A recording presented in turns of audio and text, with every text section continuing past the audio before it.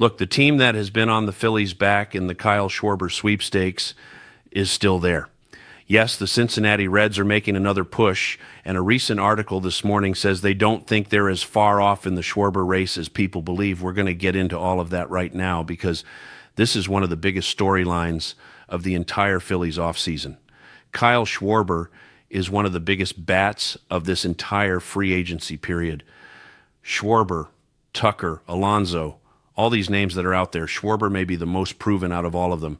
Probably the biggest proven veteran bat available. The sweepstakes are high. There are multiple teams involved.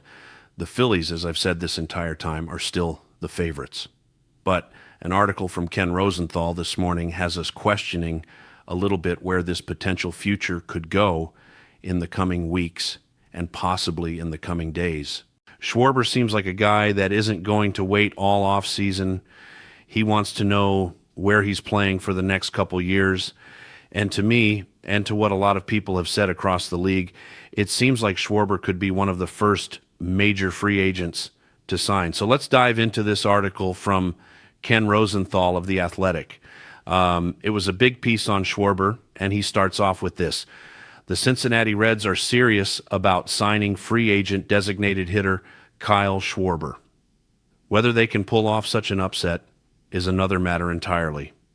Schwarber is from Middletown, Ohio, about 35 miles north of Cincinnati. He is interested in a possible homecoming, according to people briefed on his thinking.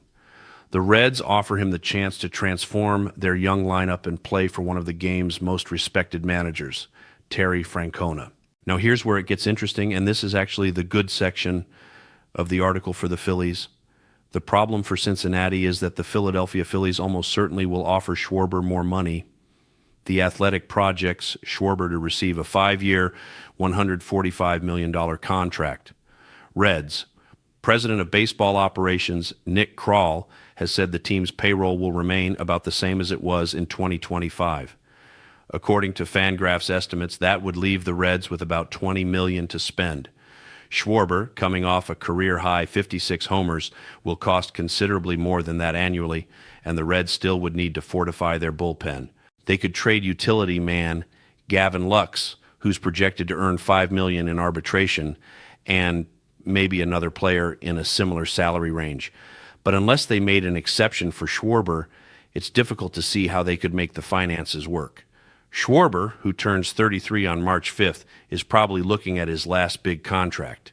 He is unlikely to give the Reds much of a hometown discount, if any at all. Depending upon how free agency plays out, big market teams such as the New York Mets and Boston Red Sox also could enter the mix.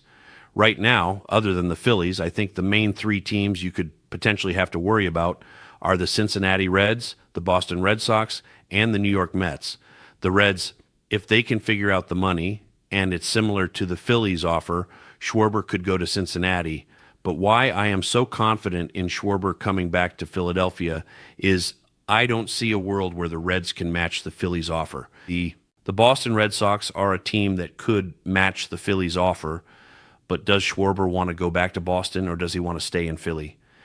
I don't think the Red Sox are going to push as heavy for Schwarber as the Phillies or the Reds, which once again still puts the Phillies on top. The Mets, I think, are basically a smokescreen. Listen, I understand that Steve Cohen and the Mets love to spend money, but I just don't see them forking it up for Schwarber. There's a very good chance 3 or 4 years down the line, Juan Soto could end up becoming a DH. Everyone knows he's just not good in the outfield. The Mets seem like a big smokescreen to me right now.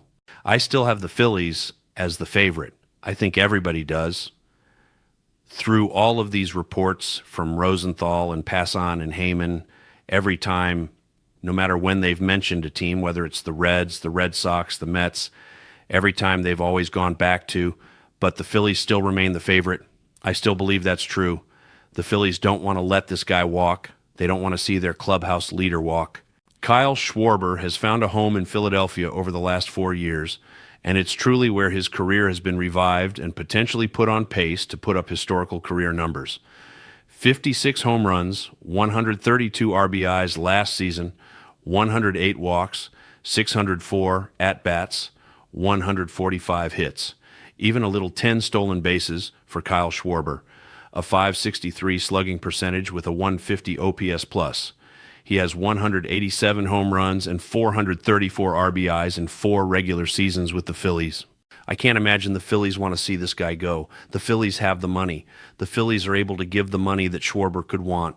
Yes, once again, the Reds are interested. I don't see them forking the money up. They've tried everything. They had Kyle Schwarber's dad throw out the first pitch when the Phillies were in Cincinnati. Schwarber was back in Cincinnati a few weeks ago for a big charity event. But all the roads to me just lead back to Schwarber coming back to Philadelphia. This was from Jeff Passan a few days ago saying Kyle Schwarber, the bellwether of the class. Schwarber's market is healthy. He's going to get years and he's going to get average annual value. And at this point, he might be the likeliest of the big free agents to sign first. Unclear if something gets done before the meetings, but I'd be surprised if they end and he doesn't have a team. The Phillies remain the favorite with Boston, Cincinnati, the Mets, and others in the mix. Just all the numbers that Schwarber's put up and the impact that he's had. Back in 2023, Schwarber hit 45 homers, 100-plus RBIs, 120 walks, and 100 runs. He's just the 4th player in Phillies history to do that. Mike Schmidt, Jim Thome, Ryan Howard, that's some pretty good company. Bryce Harper is the face of the Phillies and the franchise player and the guy that's going to be here for the rest of his career. But Kyle Schwarber is the clubhouse leader and the driving force of this Phillies team. I don't see a way John Middleton lets him walk. So for everybody out there that's getting nervous about the Reds, I need you to relax.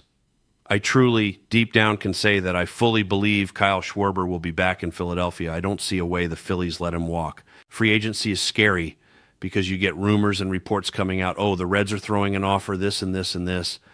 That's the point of free agency. If Kyle Schwarber had a bad agent, then Schwarber would already be back in Philadelphia a week after the season. They have to go through these negotiations. They have to listen to offers for the best possible scenario for the player. But I truly believe that all roads will lead back to Kyle Schwarber coming back to the Phillies and being the designated hitter for years to come in Philadelphia. I just don't see him going to Cincinnati. I really don't. I believe he's coming back to Philadelphia, and I believe it could happen in the next week or two. From everything that's come out, from everything that I've heard, it seems that this is a deal that'll be done sooner rather than later. I truly believe that deals with the Phillies, and I hope you do too. And if you don't, take a deep breath and relax. This is the whole point of free agency. Rumors fly, negotiations fly. That happens with every player every year.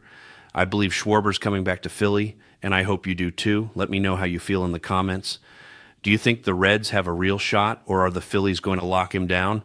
This has been one of the biggest stories of the offseason, and we're going to keep covering it until there's a resolution.